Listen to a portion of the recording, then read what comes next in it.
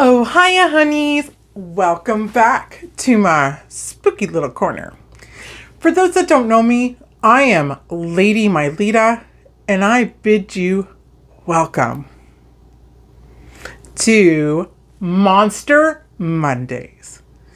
It's just another Monster Monday. If you find yourself asking, what are these Monster Mondays you speak of?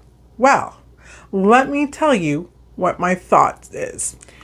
Like other proud and known YouTubers, they combine their two passions into one outlet, which is what I hope to do here for you, my lovely darklings.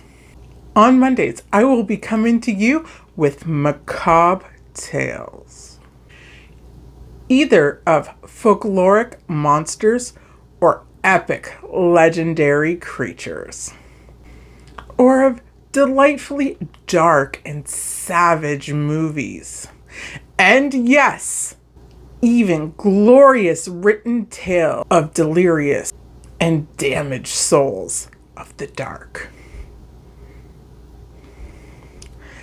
As always, I will not be telling you what makeup I am using today, but I will leave it all in the description box for you so you can know what I'm playing with. If that sounds like something you'd be into, stay tuned and let's dive in. Okay, my lovelies, before we do anything, I would like to apologize that I did not get a Monster Monday up last Monday. I just got preoccupied.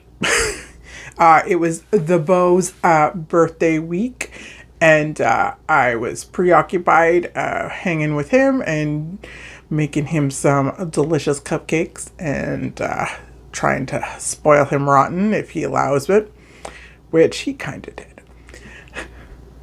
So I apologize. And for today's Monster Monday, I kind of wanted to keep it kind of light and just talk about something that A, I'm very, very familiar with, but B, that I really, really enjoy. So mainly, so far, we've been talking about lots of different folkloric monsters. We even had a god thrown in. And I thought, you know, we did a movie, and it was supposed to be mainly about the book, but I ended up talking about the movie a lot. So I thought for today, we would talk about another favorite movie of mine.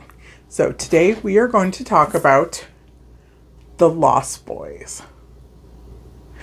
For those of you who have not seen it, I am warning you now, disclaimer, there will be spoilers within this video. So, if you don't want to know about this movie, it's best to turn me off, say bye-bye, and go watch the movie and then come back and see me. And for those who haven't seen it, where have you been? I mean, the beau hadn't seen it either. I was like, are you serious? We are watching this right now. And this is probably part of the reason why I figured this would be a good Monster Monday, because I recently just watched it. So for those of you who have not seen The Lost Boys and are still with me, it came out in 1987. It has since pretty much become like a real cult kind of classic movie. And it is indeed a vampire movie. So the film is directed by Joel Schumacher. It was produced by Harvey Burnham, with a screenplay written by Jeff Boehm, Janice Fisher, and James Jeremias wrote the film's story. And there's quite a few big names within the movie. I think for me personally, the biggest names in the movie would be the Coreys. Now, Corey Feldman and Corey Haim would be the Coreys. If you guys are younger and you didn't really know about them, Corey Haim is no longer with us, and he lived a pretty tumultuous life, as did Corey, as has Corey Feldman. They are quite known throughout throughout Hollywood. Yes, there's been a lot of tales of abuse coming from these boys. They both had problems with addiction, and you know, it's really, really sad what has become of them. But I digress. When I was a young little Miss Myleta, little itty bitty Myleta, I had the hugest crush on Corey Feldman. So obviously this movie was one of my favorites because it had Corey Feldman in it. And as I said, I was quite in love with him. So let's get into the storyline here of said movie. So when the movie starts, you're in a car and you're driving. You were with a mother and her two sons. Her one son is Michael, and he's the older boy. And the younger son is Sam, played by Corey Haim. And they are driving to Santa Carla. Mom has just left Dad, and they are moving in with her father in Santa Carla. So they are driving along. That's kind of how you start the movie. It's kind of I wouldn't say a feel-good vibe, but, you know, you got a mom, you got her kids, they're starting a new life. It's a good feeling. I guess the cool thing about Santa Carla is, you know, the whole boardwalk aspect, and there's almost like a midway kind of idea. I think that would be so awesome to live near something like that. So it shows Sam and Michael going to the boardwalk, and you know, they're walking, there's music playing, all that, when our Michael, who's, you know, played by Jason Patrick, if anybody's curious. He's a handsome dude, curly brown hair, quite gorgeous. So here we are going down the boardwalk. They're watching a musician play, and he's playing the saxophone. I wonder if I can find a picture of it, because he's almost like iconic these days. I find he's like in all sorts of memes and stuff like that. But the songs in the soundtrack even, and I don't know, I quite like it, but maybe it's the 80s girl in me. Anywho, I digress. So as they are going along, Michael, they call him Michael mainly in the movie, sees a woman. A very attractive woman. And this woman's name is Star. You do meet her later on. So he kind of ends up stalking this girl through there. And it's kind of funny because Sam's like, I'm at the mercy of your hormones and stuff like that, following them around. And then Michael basically says, don't you have something better to do than follow me around? And he looks over and he sees a comic shop. He's like, yeah, actually, I do have something better to do. Thanks, Mike. So off he goes to the comic book shop, and this is where he meets the Frog Brothers. Corey Feldman plays Edgar Frog, and Jameson Newlander plays Alan Frog. They don't even look anything alike, these two. I'm not even, like, in what world these two are brothers, I don't know. I really don't know. But in this world, they're brothers. So they are kind of running the comic book store for their parents, who look like hippies who are, you know, kind of drugged out. So that's how he meets the Frog Brothers. And the Frog Brothers even say, you know, be careful out there. Welcome to Santa Carla, the capital of vampires, right? And Sam's kind of like, really? I don't know. I think you're full of hoopla, for lack of a better word. But they give him his number and stuff like that. You know, in case you see anything, call us, kind of thing. Which is kind of amusing on its own. It also shows throughout it little clips of this, like, gang of young ruffians. And one of them is the most handsomest Canadian boy. Also, Corey Haim's Canadian, but I digress again. The beautiful and most handsome Kiefer Sutherland. And he looks divine in this movie. You meet an 80s girl that does not say Kiefer Sutherland in Lost Boys is a dreamboat, I'll give you $100 because he is. And yes, even that platinum blonde mullet is fire. Fire.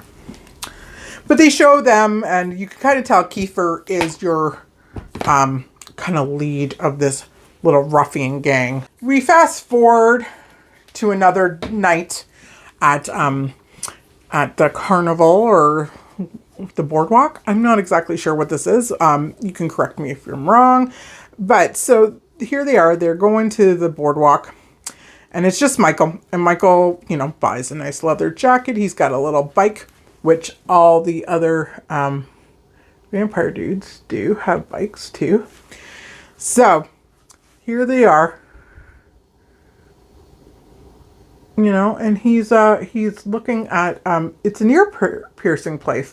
And people are getting their ears pierced. Because that's the cool thing to do. I guess in the 80s, like back then it was such a different thing. Now you want to go get a piercing done. You go to a professional piercer and they have their needles and it's all very sterile and what have you. Back in the 80s, I know I got my ears done by my hairdresser with a gun. You know, it's interesting the change of things. But again, I digress. So he's looking at the ear piercing place, kind of thinking, maybe I should get that done. And all of a sudden, the beautiful woman comes up and goes, it's a ripoff. I can do it for you for free. Well, ooh da lolly, right? Here's the girl he was hoping for. Here she is. So, you know, they kind of hang out. They start talking. Finds out her name is Star. And, you know, he's kind of trying to pick her up. Go Michael, right? He's attracted to her. Obviously, she's attracted to him. So, this is what's happening. So, he's like, hey, you want to go for a ride on my bike? And she's like, sure. And then all of a sudden, here comes the little ruffian clan I was talking about earlier. Here they are. They show up. And Kiefer Sutherland, because they haven't really introduced him yet, but his character, the hot platinum blonde mullet boy, goes, Star, what are you doing? Get on my bike, Star. You're not going nowhere. Get on the bike. Don't be silly. So off she goes. And Michael's kind of like, what? We were just going to go for a ride. No big deal, right? And David, as his name is, goes, come on, you want to come with us? Come with us. And Michael goes, there's no way I can keep up with your bike. Your bike is better than mine. And David goes, oh, Michael, you don't have to beat me. You just have to keep up. And so off they go. Of a secret lair. From what I remember of the movie, it was a hotel, a fancy hotel, and it had fallen into the earth during an earthquake. So this was kind of their secret hideout. This is where they hung out because they were cool and stuff, right? So that's where they hung out. So they're in their little cubbyhole of wherever their hideout, whatever you kind of want to call it. And the one he gets introduced to, there's 4 of them all together. I know one's name is Marco, but do you think I can remember the other ones? There's a Paul, David, Paul, Dwayne, and Marco. Fabulous. So he, you know, is introduced to all of them. He's kind of, Michael's a little piffed, right? Like, because he's just trying to hook up with Star, and here are these guys, and they're acting very macho and kind of nasty and whatever. So Marco, who you will recognize if you do know the movie or have seen it, is in Bill and Ted's, you know, Excellent Adventure and all that. So I don't know what happened to him. He was a really good actor. Anyways, I digress. think I'll probably do that a lot when I talk about movies and books because I just kind of go on tangents about random stuff. So in this little scene, Marco goes out and grabs food.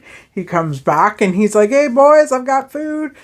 And they're like, oh, what's for dinner tonight, Marco? Well, Chinese, right? So they're passing out like the little cartons of Chinese food and what have you. And they hand Michael rice.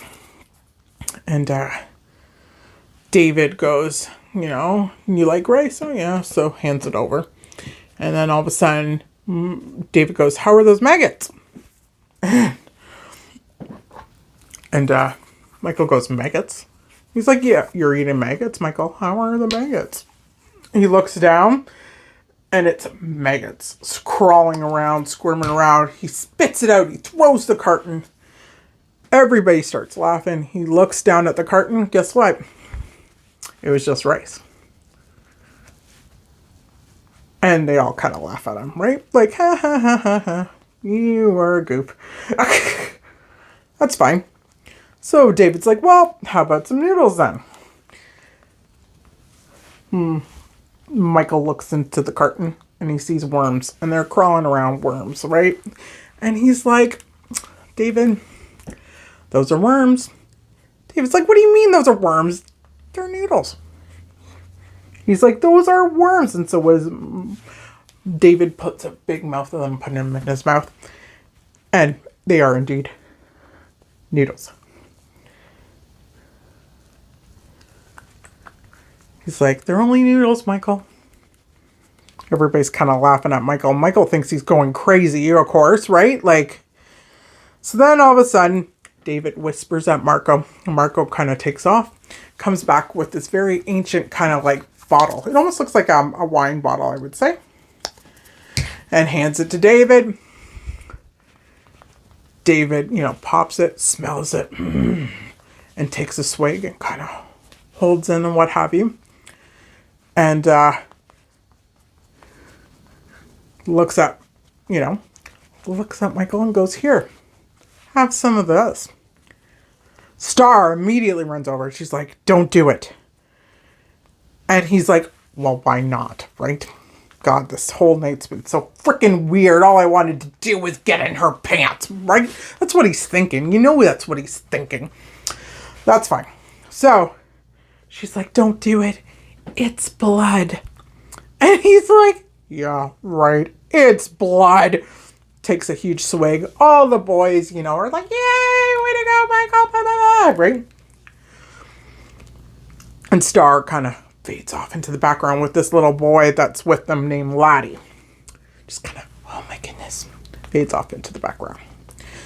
Meanwhile, their mother is running around looking for work, right? She's just moved to the town. So she's walking around the boardwalk too. And she's at like a movie store. And the little kid was kind of lost. She helped him find her parents. And she ended up talking to the movie store owner. And she's like, well, you know, what are you looking for? We got a little bit of everything here. And she's like, honestly, I'm looking for a job. So, needless to say, he hires her, which is not a bad thing, right? Mama needs a job. So, now Michael's in the club, right? So, he hangs out with them a lot. And you see that throughout the movie. He kind of goes weird. He's like sleeping all night and what have you. Sam's kind of taking care of himself. And Sam's not like a little boy by any means. I would say he's probably like a preteen kind of, maybe not a preteen, but you know, grade maybe 9, maybe 8, somewhere along there. Probably the same age as my lordling. So that's fine. So, you know, Mom has her new job, right? And she's doing quite well at it. She's enjoying it. She's happy.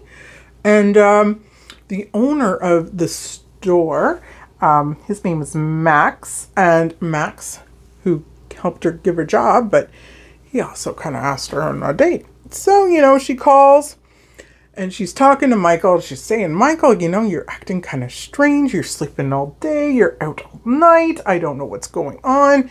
But, you know, this guy has asked me out on a date. I really want to go, right? So he says, she's like, I want you to stay home with Sam. And he's like, well, Sam doesn't need a babysitter. And Sam's in the background going, I don't need a babysitter, right? But Mama says, you know, he's home all alone, you know, he deserves to have somebody there. So he agrees. And of course, Grandpa is going out too. Grandpa's going out to visit the widow Wilson. So, you know, it's just going to be them for the night. While they're sitting around, all of a sudden they hear a whole pile of motorcycles. There's lights flickering everywhere. They're all freaking out. Michael can hear David's voice, kind of, Michael, kind of thing, all over the place. Poor Sam's freaking out, right? Like, he's like, Mike, what's going on, right? But, you know, they get to the door. There's nobody there, right? It's vampire trickery, but you don't know they're vampires yet. That's fine. So he tells Sam, Michael tells Sam, you know what? Go have your shower. Just go. Go have that shower. At this point, he doesn't know really what's going on with himself, right? He knows he doesn't feel right, but he doesn't get it. But that's fine. So he goes into the kitchen and grabs a carton of milk. And he's going to take a big drink of it. All of a sudden, his gut's hurting. He's in pain. And then it all kicks in. He starts to get this, you know, acting strange and what have you. So he takes off and he starts kind of stalking Sam. Sam is in the bathroom having his bath, like he was told, listening to some music, and he has his dog, Nanook, with him. And Nanook is a beautiful Alaskan Malamute, I believe. Yeah, that's what it was. So, Nanook's in there with him. He's showering, what have you. He goes down to dunk his hair, right? Like, you know, goes into the tub to dunk his hair, rinses it off. And Michael breaks in, and he looks like feral. He's got this crazy look in his eye and a snarl on his lips. Nanook, like, springs into action, jumps Michael, sends him down the stairs flying. And all of a sudden, you see Sam pop up, like, what's going on? You know? So he throws on his robe, runs downstairs going, what's going on? And there's Michael holding his hand, blood everywhere. And Sam goes, what? Whose blood's that? And is Nanook okay? And oh, it's not Nanook's blood, it's my blood. Nanook bit me. Well, what'd you do to my dog? Like, you kind of do. You did something to my dog. That's fine. And he's like, I don't know. Nanook was protecting you. Even says, Nanook was protecting you. Well, why was Nanook protecting me? Then they look in the mirror and they've noticed Michael's got like barely any reflection. Sam's moving his hand through it. Can see it perfectly. Sam freaks out, runs upstairs with Nanook, and calls Mama. Mama, there's something wrong. We need to talk about Michael. Something isn't right. So Michael, during this, is kind of laying on his bed, kind of, I want to say sleeping almost. Kind of dozing. He's stressed out. He doesn't know what's going on with himself either, right? But he knows he tried to kill his brother, right? Like, that's kind of crazy. Trying to kill your brother. Sam is in his room freaking out. He ends up calling the Frog Brothers, who say to kill him, right? And he's like, I'm not killing my brother. Don't be silly. So, calls his mom, the poor mom, out having dinner for the first time in years, when the youngest boy calls and says, we need to talk about Michael. Well, at this point, Michael wakes up and he is floating. We're going to say floating. He's floating. He's up on the ceiling. He doesn't know how he got there. He's trying to get off the ceiling when he picks up the phone and Sam's talking to Mom. God darn it, Sam. What are you doing? So, of course, Michael's flipping out a little, right? So he picks up the phone. Mom, don't listen to him, right? And then all of a sudden, Sam looks out his window and he sees Michael's shoe. And Michael is holding on by the phone. And he looks over at Sam, goes, Sam, don't say anything. And Sam starts flipping out. Ah, Mom, he's trying to kill me, Mom. Come help me, Mom. It's pretty funny. At least I think it's funny. In the end, Michael convinces Sam to let him in. They talk and they figure they're going to figure this out together, right? That's what brothers do. They're going to figure out what's going on. And Sam's going to talk to the Frog Brothers, obviously. And they're going to figure it out. Michael runs off to confront David, like, what's going on with me? David's not there, of course. It's Star.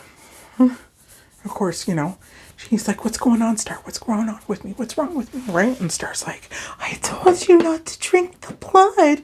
And they end up having sex. Isn't that the way it always goes, right?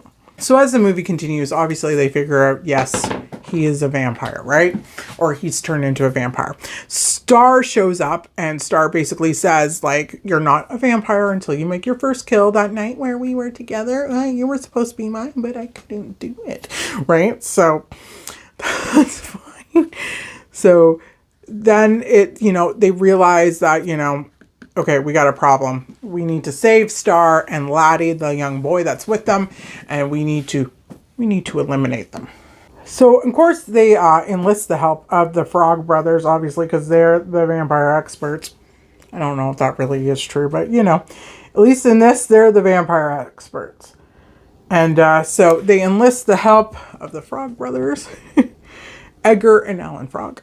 And like I said, there was a scene where they thought Mom's new boyfriend was the head vampire, and because of his dog attacking your mom. So they thought that, and that proved to be wrong. That's fine. So there was that scene. But so Michael finally clues in. Star tells him. So they are going into kind of together, and they're gonna kill the vampires. That's kind of the idea, right? So Michael tells them where the lair is, but like Michael is like part vampire as is, so daylight is not good to him. It doesn't hurt him, but he's like tired, right? And they're trying to get him there. So he gets there. That's fine. They shows them, down the boardwalk kind of thing, where to go. The Frog Brothers see Star sleeping in the one bedded area. They go to kill her, and Michael's like, don't you touch her. She hasn't turned yet. That's fine. So they start wandering around trying to find coffins. The Frog Brothers and Sam. While Michael is taking Star and Laddie out into the car that is waiting. But he, like I said, he's super, super tired. So he goes to pick up Star, and Star's like, no, take Laddie first. Which is fine. We get it. Take the little one.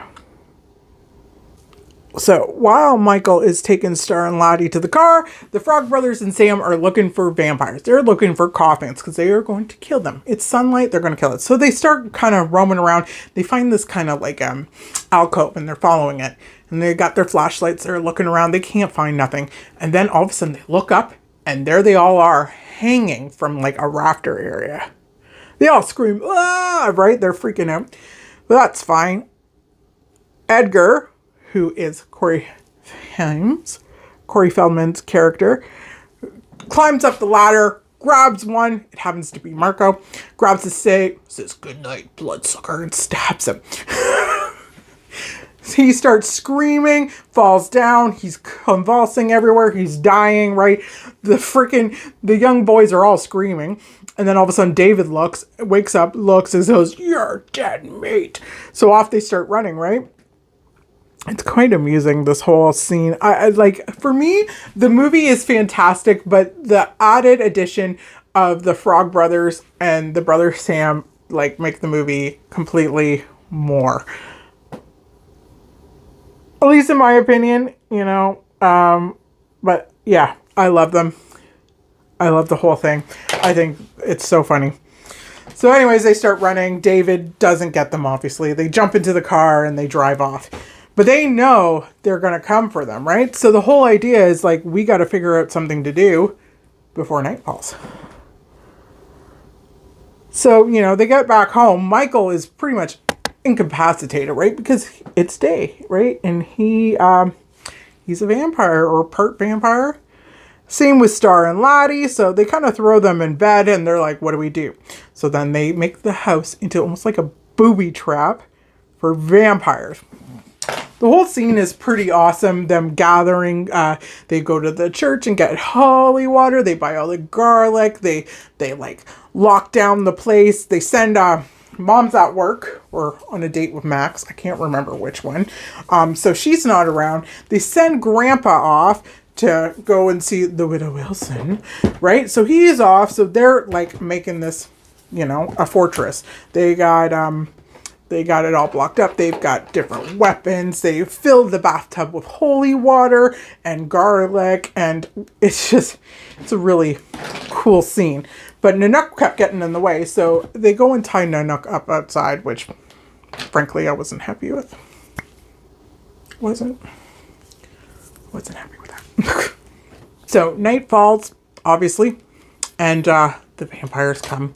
There's the one scene where they have to rush out and grab Nanook because they didn't bring Nanook in time. They forgot about our beautiful Nanook. I was quite upset about that. Anyway, so they do get Nanook. They bring Nanook in the house just as the vampires get there. And of course they all like, you know, jump into like different ways. They all kind of get split up. Of course, the Frog Brothers decide they're going to, you know, kill Star and Lottie, which, you know, they take off. And then they run into the one vampire. I can't remember his name. I think that one's Dwayne. The blonde one, right? So they're fighting him. They're going to stab him. He beats out the swords and stuff like that. He's like, whatever, you kids are dumb. Sorry, Frog Brothers. Love you, but come on. It's fine. So they end up in the bathroom somehow, and he looks down, he laughs. He's like, garlic doesn't work, boys. And Edgar goes, try holy water, death breath. And so he sprays them with their little water guns that they have full of, you know, of holy water. He freaks out. He starts to kind of come after them. And all of a sudden, I don't know where, Nanook runs in, jumps on the vampire, and throws him in the bathtub. Yeah, Nanook. Honestly, like, part of the other, aside from the Frog Brothers and Sam, Nanook is, like, I'd say the second best animal in a horror movie. There is one that I will say is better, and I will definitely talk about that on another Monster Monday. But yes, we love Nanook. Another vampire comes in. This one is Paul. And actually Sam ends up killing Paul with an arrow and shoots him through the chest and ends up in a stereo. So there's a whole pile of music or what have you playing at this time. It's kind of funny. The only one left is David. And of course, David is after Michael. They have a pretty epic battle, right? Fighting back and forth, you know, because they all think David's the head vampire, right? So David's the one who has to die. There's no if, there's no but. That's got to happen. So they fight, they battle. Michael ends up killing David. Oh, so sad. Kiefer Sutherland is a phenomenal actor. I don't care what you think. I stand by that. He's phenomenal. Anyway, so he dies. Star comes in and goes, oh my God, he's dead. We're fine. Looks over at Michael. Michael's face has changed during the battle. And he goes to Star, don't let them see me like this, but there's something wrong. So Star tells them, we don't have the right guy. There's another head vampire. All of a sudden, in comes Mom with Max. Of course, Sam and the Frog Brothers are trying to, like, distract her, like, you know, seeing as the house is, like, you know, blowing up. But while they're trying to calm down Mom, Max is looking around, right? And in the room where they killed David, Star and Michael are kind of hiding in the corner, right? Because they don't want, Michael doesn't want anybody to see him, right? So that's fine. You know, he sees David, he kind of moves the head around. Comes out, he's like, oh, I had all these plans. This was supposed to work, and your boys and my boys, we were supposed to all get along. Star comes out and goes, you're the secret David was keeping. He kind of nods his head. Yeah. And everybody's like, what's going on? And then Max's face changes. Boom. Max is the head vampire. They're all like, what do you mean you're the head vampire? Come on, right? Like, we tested you and everything else when you were here. He tells them, well, boys, don't you know? You never invite a vampire in. You become powerless. And then we find out the master plan. Frickin' Max wants Mama. Of course, you know, Michael comes out and like, I didn't invite you this time, Max. Tries to attack. Of course, Max is the head vampire. Michael has no hope in hell. Gets knocked right out. Right? So then he says, you know, he grabs Sam because Sam's trying to get him too. Sam's just a kid.